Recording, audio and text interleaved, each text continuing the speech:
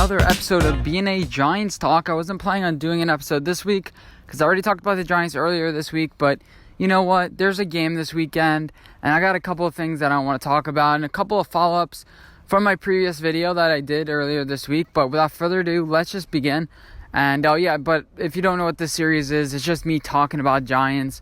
And let's make a little bit interactive. Comment and let me know what you guys want me to talk about, and definitely let me know what you guys think about what I talk about, and then let's begin. Okay, so let's start off with the free agency preview. So, my opinion right now, the Giants cannot go after a left tackle in free agency because we already did that. We have our guy Nate Solder, and it would just be stupid to, spend money on a guy like Andrew Whitworth, a guy like Trent Williams. Maybe we get some more depth. Maybe we go after a guy better than Kevin Zeitler, but I haven't done much research in that. I haven't seen any guys where it's just like, oh, wow, we should get this guy. So right now we should stick with Nate Solder. And honestly, if we can't get Chase Young, I'm fine with Andrew Thomas. I am just fine with Andrew Thomas. And if anything, I'd almost want to trade back because Chase Young, I'm not 100% sold on him.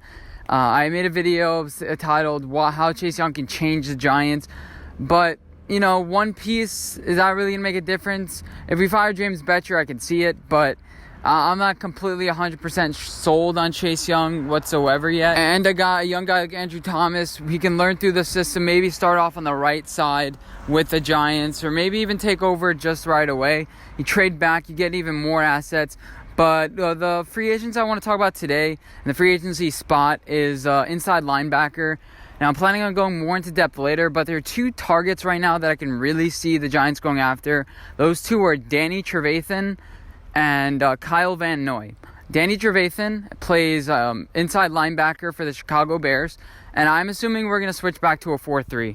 So let's say we get Chase Young, and then we have Danny Trevathan. Danny Trevathan right now is dealing with an elbow injury.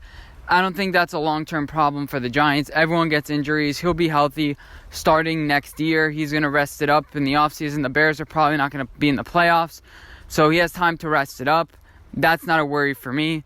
Danny Trevathan was drafted in the 6th round by the Broncos back in 2013 or so, 2012 or so. And he was part of that championship defense with the Broncos. He didn't have a huge role with them, I don't believe.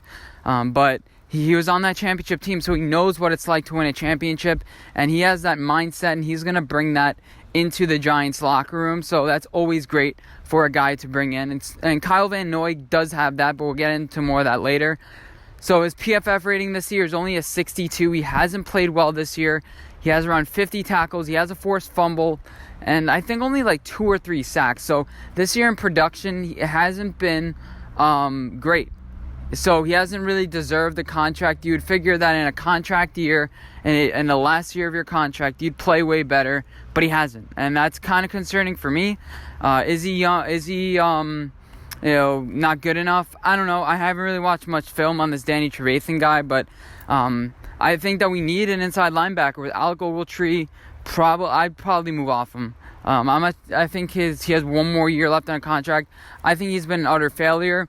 I think you move off him. We have a bright spot in Ryan Connolly, and I think him and Danny Trevathan, if they split time, I wouldn't complain about it. If we can pay him $10 million a year and get a good deal signing with him, because I don't think he's going to command a lot of money on the market. I really don't, because his production hasn't stood it. And if we can get him on a 3-year, $10 million a year contract, I think he'd accept it as the last contract for his life. Maybe he gets a 1-year deal somewhere else before he retires, but I think the Giants would do pretty well with a targeting guy like Danny Trevathan. And the next guy I want to talk about is Kyle Van Noy. So last year, he didn't play that well. Not going to lie. And then all of a sudden in the playoffs, he turned it on, and he was a big factor to why the New England Patriots won the Super Bowl last year. His big contribution to why the Patriots only allowed 3 points to the Rams. He was able to guard those tight ends one-on-one. He was able to counter Gronkowski enough for him not... Gronkowski. He was able to counter the Rams tight ends enough for Jared Goff to be stumbled. They were missing Brandon Cooks, and he was able to guard their tight ends and be an integral part. He did a good job in defending Kelsey against the Chiefs. And he's just a good leader and a good signal caller. Has a lot of experience on this team, and this year his production has stood for it. He has 7 forced fumbles. He has, I think 5 forced fumbles, 7 sacks. You look at his stats, and it's definitely commanding of a huge contract. And this is the guy who I think the Giants should pay a lot of money. Now, it is from New England. He may stay, but New England has known not to pay a bunch of players that much money. They've known to move off some guys. And yeah, so this year he has 7 sacks, 3 forced fumbles. He has an 83 grade from PFF. So it's not like this guy is a scrub. This guy has played a really good part. He can do everything for the Patriots. He's good. He's good at everything, and he's a good leader. He's defended his teammates, and he does it the Patriot way. As far as his age, he is currently 28 years old. Obviously, he plays for the New England Patriots. He was a second-round pick number 40 from BYU. And he originally played for the Detroit Lions, and he joined the Patriots just a couple years ago. So he's been on a good defense. He has championship medal like Danny Trevathan has, and I think he's going to command a lot of money in this offseason. The Giants have a lot of money to spend, so I think the Giants should target Kyle Van Noy as a potential free agent. I think him and Ryan Conley could work really well together. Switching roles, and he could teach Ryan Conley a lot. It would be good for the development of this defensive backcourt, and I think this is a no-brainer for the Giants to target if they can. He's from BYU. That's out west, I think. Brigham Young, I think that's in Utah, but he already has experience in the Northeast with the New England Patriots, so he's used to the cold, and I don't think that he's going to be adverse to play with the Giants. So I think it's definitely a fit. Okay, so the next thing I want to talk about is a little bit of a response from the Sam Darnold, Daniel Jones thing. I'm not going to talk about this a lot, but I want to comment on it. Just a little bit of a follow-up. So, another reason why I don't like Sam Darnold, he went out partying. He went out partying the day that he won an NFL game. I know they got out or whatever. That's not really a good thing for people to rat on. But do you think Daniel Jones is doing that? No, he's focused on the game. He is. I think it's a funny story. Sam Darnold, it's cute. But is Tom Brady doing that? Is Drew Brees doing that? They're family men. Sam Darnold is going to need to grow up. Daniel Jones, he is what he is. He's learning from guys like Alex Tanney. He's going to Thanksgiving with them. He's a family man. Sam Darnold is still a kid. He's still kissing girls. He still has mono. Daniel Jones is more mature. And I think he's going to do well with a coach like Ron Rivera. It doesn't matter who you bring in. He's going to learn everything from experience. He's going to be a yes guy. Learning from different guys. He's learned under the best. Obviously, Daniel Cutcliffe or David Cutcliffe, whoever Cutcliffe, he learned from Eli's guy. He's learning from his mistakes. I think the interception that he threw last week, I think something was wrong with his ankle, and he wasn't confident in planting his foot, and it just sailed on him. I think he was actually in pain. I think that was one of the reasons why. But if you look at it, his QBR, even though he threw 3 interceptions, was 60. That's a percentile. That's a percentile from 0 to 100. He had a 60 QBR, but a 50 passer rating. So his passer rating was ahead of the QBR. His QBR was ahead of his passer rating, and passer rating is out of a higher scale. It's 158.3 is the highest you can get. So I really believe in a guy like Daniel Jones. I said in the beginning of the year, everyone said he's going to throw interceptions. He's going to fumble it. Now that he's throwing interceptions and fumbling the ball, everyone's like, he sucks. Do you know who threw interceptions and fumbled the ball last year? Lamar Jackson. Okay? All you have to do is grind and work, and that's all that matters. Learn from your mistakes. And Sam Darnold is still out partying and doing all the things like that. He's good, I guess, reading progressions, but he's sink or swim. It's 34 points or 3 points. He's not going to have produce a consistent amount of games. He's been injured. He's proven that, he can get banged up. Daniel Jones has this little ankle thing.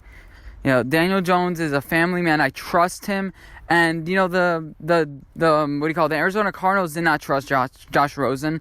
They moved off of Josh Rosen, and the Giants. I was calling for the Giants to get Josh Rosen because I thought it was a pretty good value. And I'm like, in no way you're gonna get a guy after a guy that's good. So you may just create a little bit of a buffer. Usually you don't get an Aaron Rodgers after a Brett Favre. So I'm like, just create Rosen as a little buffer before you find your real quarterback. But no, the Giants realized the Cardinals didn't trust Josh Rosen.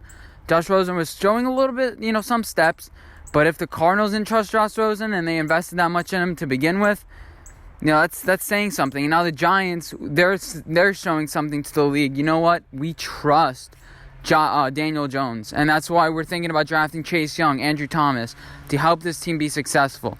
And that's really important. And that's a point that Strong Opinion Sports made. He's like, Josh Rosen isn't a galvanizer. But if you ask anybody on the on the New York Giants right now, they're saying Daniel Jones, I believe in him.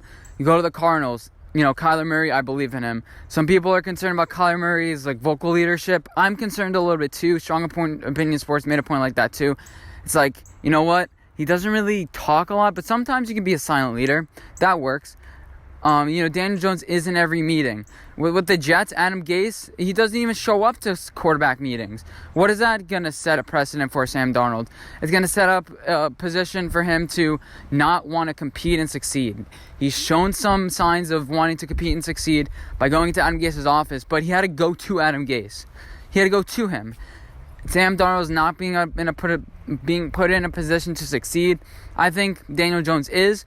And even if he wasn't, even if he had a Ron Rivera, he's going to learn from every chance he gets. He has Eli Manning. He doesn't need an offensive genius to be successful. I believe Daniel Jones is in a different class.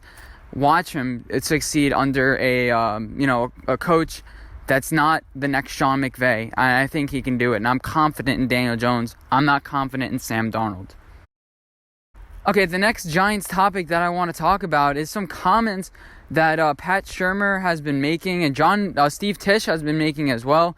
And this has already been said, but he's talking now. Steve Tisch. John Mary's usually the one that talks and usually the one that's upset, but Steve Tisch is. And this is a deep-rooted problem with the Giants. And sometimes you got to see the forest from the trees. You got to realize after years and years, sometimes that reveals what has been going on. I know during what's going on, you can make assumptions, but you can't really see the big picture. And what the big picture is, remember, now you realize how great those off the defensive line from 2007 to 2011 were. You realize how great they are. And Steve Tisch and Brandon Jacobs have been making some comments. So this whole thing has been deep-rooted in trying to make Eli Manning succeed in one last run. And I would argue that we hadn't had the talent. I would argue that, this team's talent hasn't been great. On the offensive line, this offensive line isn't quite as up to stub with the 2011 offense. The defense, we've had a bunch of, Damon Harrisons and stuff, but they haven't really worked well together. And Brandon Jacobs recently came out and said, you know what, this team has more talent. This team has more talent than we had. And it's all about putting in the work and being able to believe in each other. Brandon Jacobs, I don't really agree with him. I think that, the Giants, they don't have a huge amount of talent. I don't think they have no talent. Some people are like, they have no talent whatsoever. They're so far. I'm one of those guys that tends to believe we're close. But to say we have more talent than the 2011 teams, I think that's going a little bit far. I don't believe we have the right pieces for what we're trying to do. Back then the pieces were, strong defensive line, decent corners. I think the corners we have now are almost better than what we had back then. I think that, Corey Webster was decent, Prince Amukamara was decent, but we weren't raving about how good our corners were. I remember, Terrell Thomas and a bunch of those guys. I think right now we have a better secondary almost than what we did back then. A bunch of talent that hasn't really been developing. And that means, along with Steve Tisch, that a lot of this development has to go. Even Pat Shurmur said, you know what, we're learning on the fly. Okay, learning on the fly, that's not going to cut it. It's not like we had all these injuries. Learning on the fly, that was supposed to be done in training camp. And the fact that we're still learning on the fly now, That's something to be said about the deep-rooted, talent and skill evaluation and everybody who's developing all these players. With the Patriots, you're not looking at these guys and saying, oh, they're not sound technically. You're looking at the Giants and saying, oh, you have Sam Beal playing zone and not looking at the quarterback. You have DeAndre Baker not knowing whether it's a zone or a man. You have a bunch of just gaffes, and that can't be done. That has to do with commitment, focus, and whether that's these players you brought in aren't skilled. Well, I don't think it's a skill problem. It's almost a discipline problem at this point. And that has to do with, I guess it starts at the top and then it works its way down to a bunch of guys. And Steve Tisch is being really upset about it. So Brandon Jacobs, he is somewhat right that we have we don't have as much talent in 2007, 2011, but it's not that far off. I don't believe that's that far off. We have a first-round pick in DeAndre Baker. We have a third-round Sam Beal. We're not picking these guys off the street. The only guy you could say is a Corey Ballantyne. He's like a fifth-rounder. But, Janoris Jenkins, you're telling me a bunch of these guys, Jabril Peppers. You have, on the defensive line, a bunch of first-round picks, Leonard Williams, Dexter Lawrence, Dalvin Tomlinson, B.J. Hill, who hasn't really stepped up this year. You have a bunch of young draft picks, and, they've had a ceiling almost. You thought that Lorenzo Carter would take a big step this year. He hasn't really. You thought B.J. Hill would take a big step this year. He hasn't. So that is a major question too. All these guys aren't taking that next step. I thought Nate Solder was supposed to be amazing, and once he's here, is it the offensive line coach? So there are a lot of questions to answer.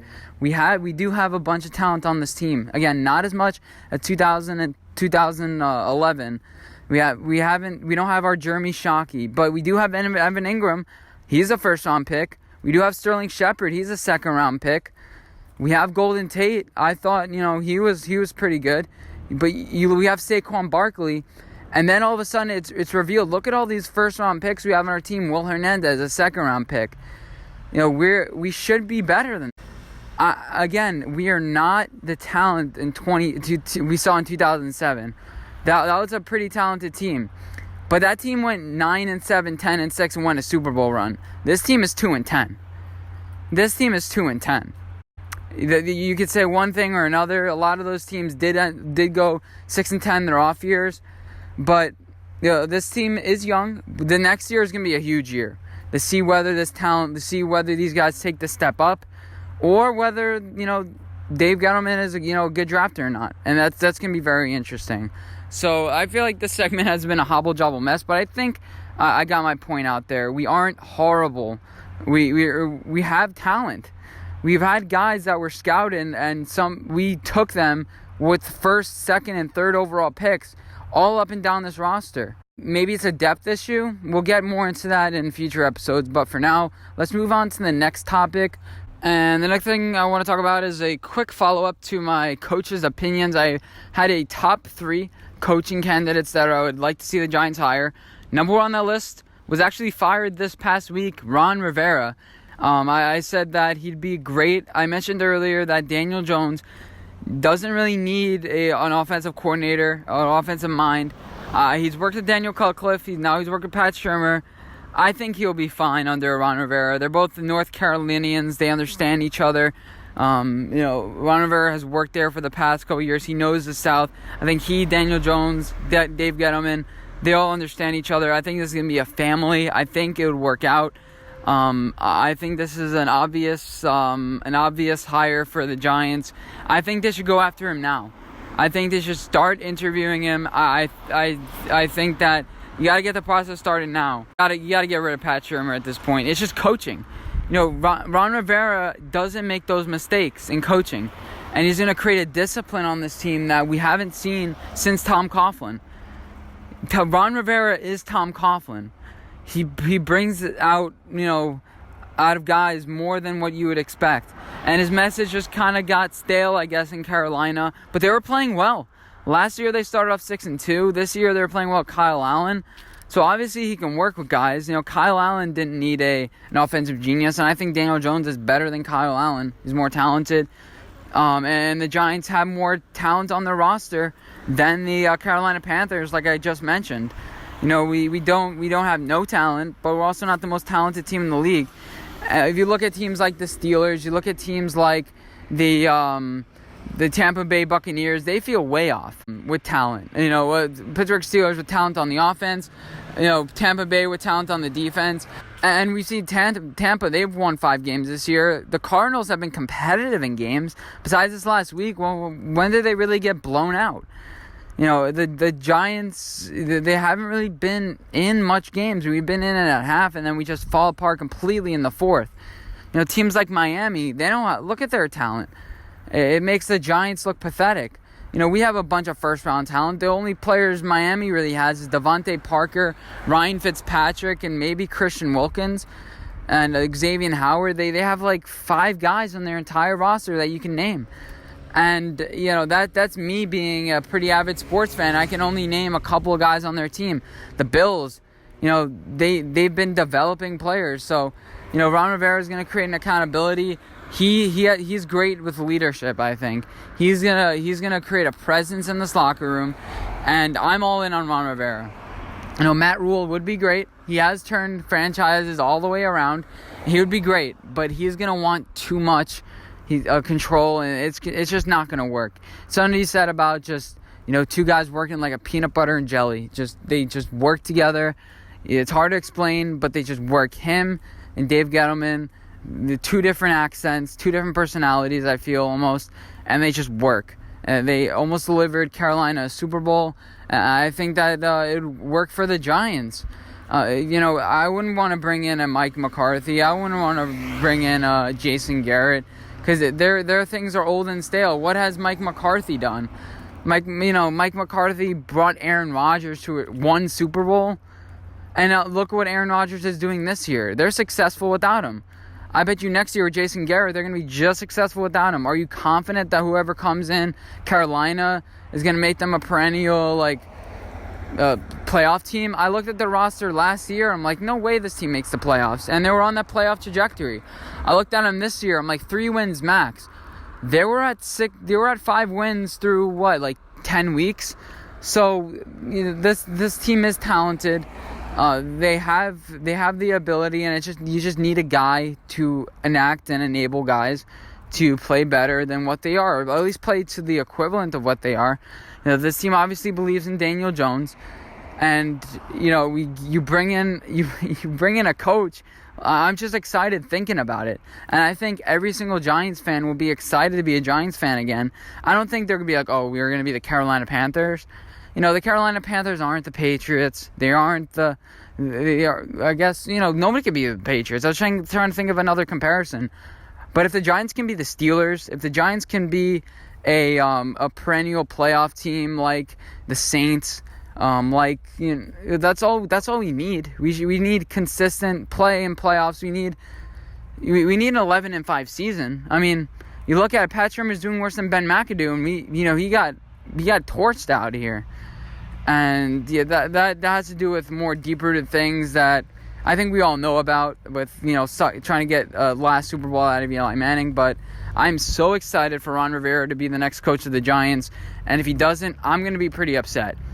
I'm not going to lie. If we end up getting a offensive mind, I know the Vikings offensive coordinator is smart. I know maybe the 49ers defensive coordinator, Robert Saleh, might be looking for a position. There are a lot of guys that are looking for, head coaching jobs. But I think Ron Rivera just worked way too well for the Giants. And I wouldn't be mad with Matt Rule. He has had experience with the Giants, and they may want to bring him in, but he's going to want his own guys. And we already have a lot of talent on this team. So we'll see. It's going to be exciting, and I can't wait for the coaching hunt to begin. It's like I'm acting like Pat Shermer's already been fired, but I think he's a dead man walking. I think, again, our defensive coordinator, James Betcher, is a dead man walking as well. We've seen, hasn't really worked. The 3-4 hasn't really worked. We haven't had sustained pressure. We kind of played well against Green Bay a little bit. We did have some pressure on Aaron Rodgers, but, our corners aren't playing well either. They're developing, but, we're going to need sustained pressure. And then the players, bring in some of the players I mentioned in before. I think that this defense is a couple of pieces away. Chase Young can change this defense. I really do think so. And switch to a 4-3. The Carolina Panthers, what they're used to. Man, I'm excited thinking about it. All you need, Chase Young, one linebacker, developing secondary with some pretty good pieces. Antoine Bethea, get him out of here. Maybe bring in another corner like Chris Harris Jr.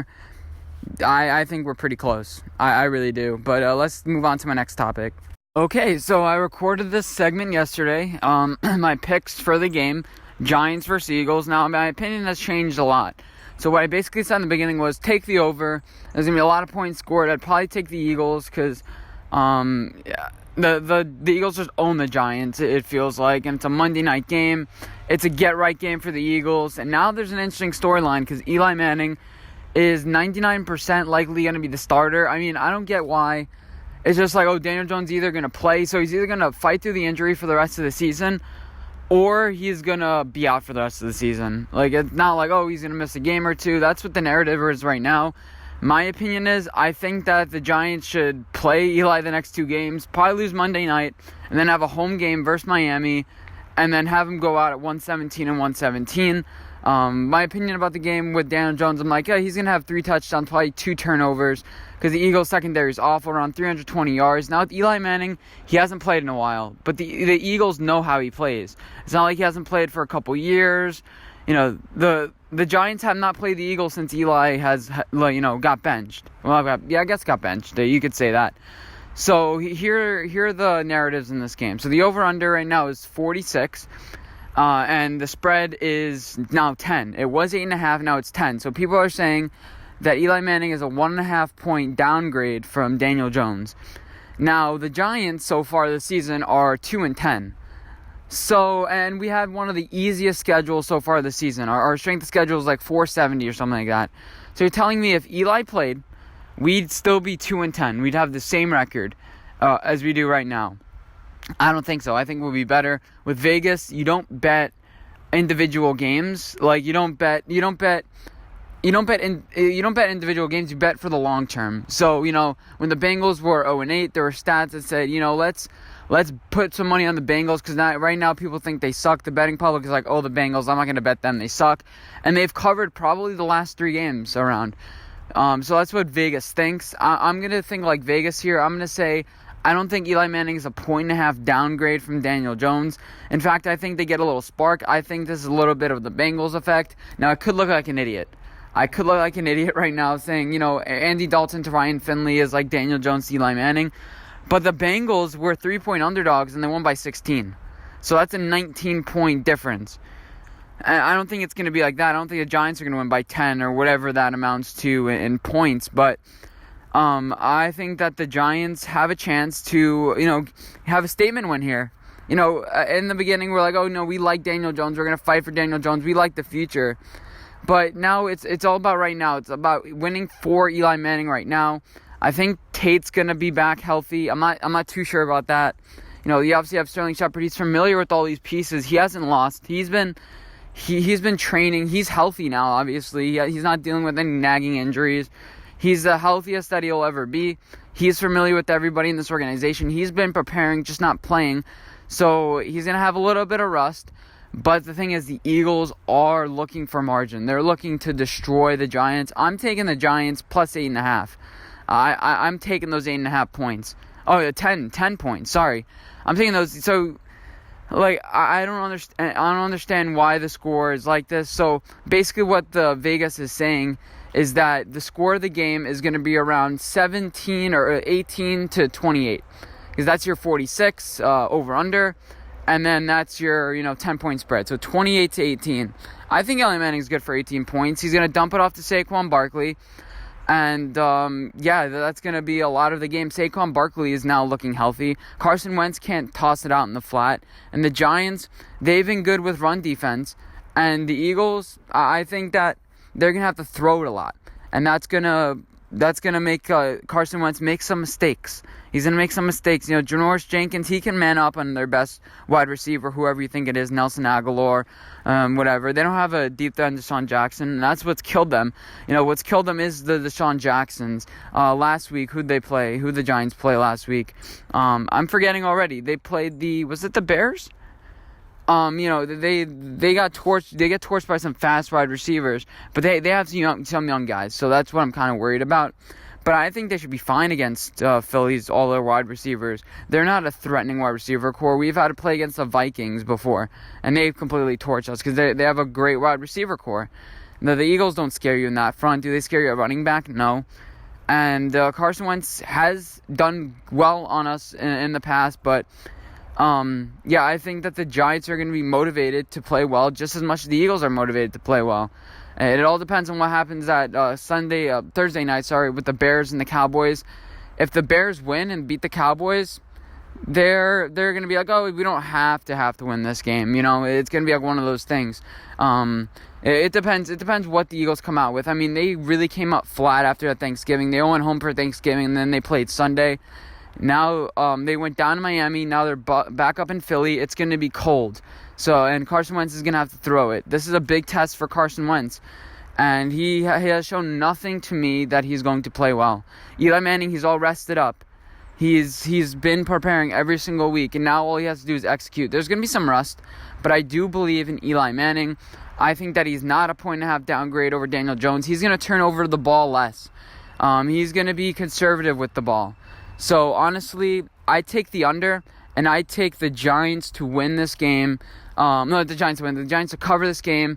I'd say the Eagles win around, 20-17, 24-17. With the late touchdown by Carson Wentz, he looks heroic, and the crowd goes wild. But, that still covers. You're giving me 10 points. That's way too much. And especially, I think this is a low-scoring game, so the odds are less that the Eagles. I don't think the Eagles are scoring more than 25 points. I really don't. But, yeah. That does it for this episode of B&A Sports, B&A Giants Talk. Hopefully you guys did enjoy. Let me know what you guys think about everything I discussed in this video. And I'll talk to you guys in my next one. Bye, guys.